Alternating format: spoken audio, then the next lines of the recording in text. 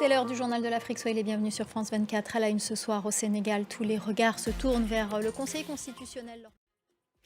Le Conseil constitutionnel sénégalais sous les feux des projecteurs. L'organe étudie les recours et a jusqu'à la fin de la semaine pour publier la liste définitive des candidats à la présidentielle du 25 janvier prochain. Des recours qui visent notamment les plans B de l'opposant Ousmane Sonko ou encore Karim Wade, le candidat du PDS, le Parti démocratique sénégalais.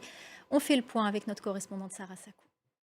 Et le président sortant Macky Sall n'est pas candidat à sa propre succession. Avant de quitter le pouvoir, il veut marquer son passage.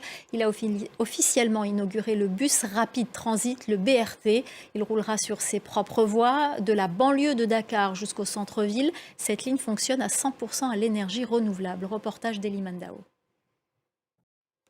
Ces arrestations de journalistes en Guinée, des interpellations lors d'une manifestation à l'appel du syndicat de la presse qui dénonce le brouillage des médias et la restriction de l'Internet par les militaires au pouvoir. La manifestation avait été interdite par les autorités. La correspondance à Conakry de Malik Diakité.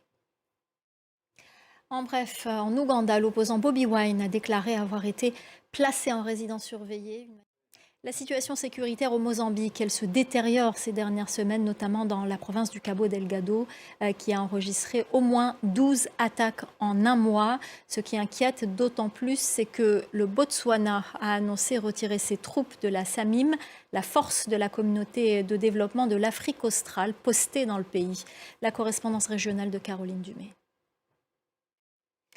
On en vient à cette affaire au Kenya. En avril dernier, les autorités ont fait la sombre découverte de centaines de corps enterrés dans des fosses communes.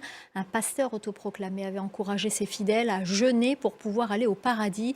Il a été inculpé ce mercredi de meurtre et de terrorisme. Clarisse Fortuné.